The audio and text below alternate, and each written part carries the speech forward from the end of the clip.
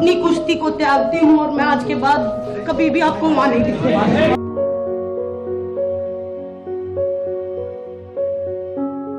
भाई मैंने पहले भी बताया था, बहन बेटियों की लड़ाई लड़ रहे थे।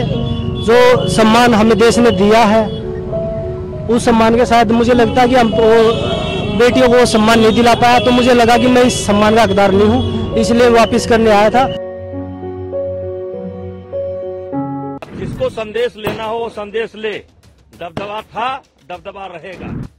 पहलवान रो रहे थे, रोते रोते कुश्ती को अलविदा कह रहे थे, बल्कि पद्मश्री पुरस्कार भी वापस कर रहे थे।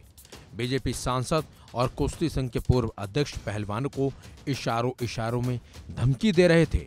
दबदबा था, दबदबा है और दबदबा रहेगा कहने की बात भी बोल रहे थे।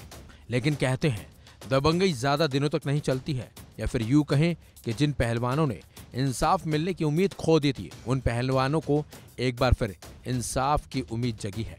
बल्कि पहलवानों की मांग पर केंद्र सरकार ने बड़ा फैसला लेते हुए हाल ही में चुने गए भारतीय कुश्ती संघ के अध्यक्ष संजय सिंह पर बड़ा एक्शन लिया।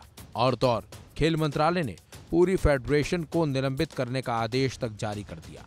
वहीं WFI के अध्यक्ष संजय सिंह समेत सभी सदस्यों को भी निलंबित कर दिया गया है। इस आदेश में संजय सिंह द्वारा जारी सभी आदेशों पर रोक लगा दी गई है। WFI के चुनाव के बाद से अध्यक्ष संजय सिंह विवादों में थे। चुनाव के बाद पहलवान साक्षी मलिक ने संजय सिंह को पूर्व अध्यक्ष ब्रजभूषण का करीबी होने का आरोप लगाते हुए कुश्ती से संन्यास ले लिया था और बजरंग पुनिया ने पद्मश्री पुरस्कार ही वापस कर दिया था। चलिए अब आपको बताते हैं खेल मंत्रालय के आदेश की 5 बड़ी बातें। WFI के जल्दबाजी में लिए गोंडा में प्रतियोगिता के फैसले। खेल मंत्रालय ने अपने आदेश में WFI को रद्द करने की वजह बताते हुए कहा कि नए अध्यक्ष 21 दिसंबर को चुने गए और उसके तुरंत बाद उन्होंने गोंडा में अंडर 15 और अंडर 20 वर्ग की साल खत्म होने से पहले नेशनल प्रतियोगिता की घोषणा कर दी।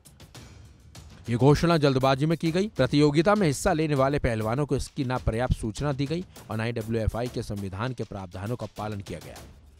पुराने अधिकारियों के कंट्रोल में है WFI। खेल मंत्रालय ने अपने नोटिस में ब्रजभूषण सिंह को साफ संदेश दिया है कि नोटिस में कहा गया है कि ऐसा लगता है कि नवनिर्वाचित फेडरेशन खेल एथिक्स की अवहेलना करते हुए पूर्व पदाधिकारियों के कंट्रोल में है। नोटिस में आगे कहा गया है कि फेडरेशन का कारोबार पूर्व पदाधिकारियों के नियंत्रण वाले परिसर से चलाया जा रहा है, जहां खिलाड़ियों के यौन उत्पीड़न का आरोप लगा था और ये मामला अदालत में चल रहा है। WFI ने संविधान का नहीं किया पालन। WFI के संविधान की प्रस्तावना के खंड 3 के अनुसार फेडरेशन का उद्देश्य कार्यकारी समिति द्वारा चयनित स्थानों पर UWW नियमों के अनुसार सीनियर, जूनियर और सब जूनियर राष्ट्रीय चैंपियनशिप आयोजित करने की व्यवस्था करना है। ऐसे निर्णय कार्यकारी समिति द्वारा लिए जाते हैं, जिसके सामने एजेंडे को विचार के लिए रखा जाना जरूरी होता है। इसके लिए बैठक होती है, नोटिस देना होता है, कोरम पूरा करना होता है। इन सभी में 15 दिन का वक्त का प्रावधान है, लेकिन WFI के फैसले में इन नियमों का ध्यान नहीं रखा गया। WFI के फैसलों से नई फेडरेशन की मनमानी की बू आ रही। नए फेडरेशन के इन कामों से मनमानी की बू आती है, जो सुशासन के स्थापित सिद्धांतों के खिलाफ है और पारदर्शिता और उचित प्रक्रिया नहीं है। निष्पक्ष खेल, पारदर्शिता और जवाबदेही सुनिश्चित करने के लिए नियमों का पालन जरूरी है। एथलीटों, हितधारकों और जनता के बीच विश्वास बनाना महत्वपूर्ण है। खेल एथिक्स और संविधान का किया उल्लंघन।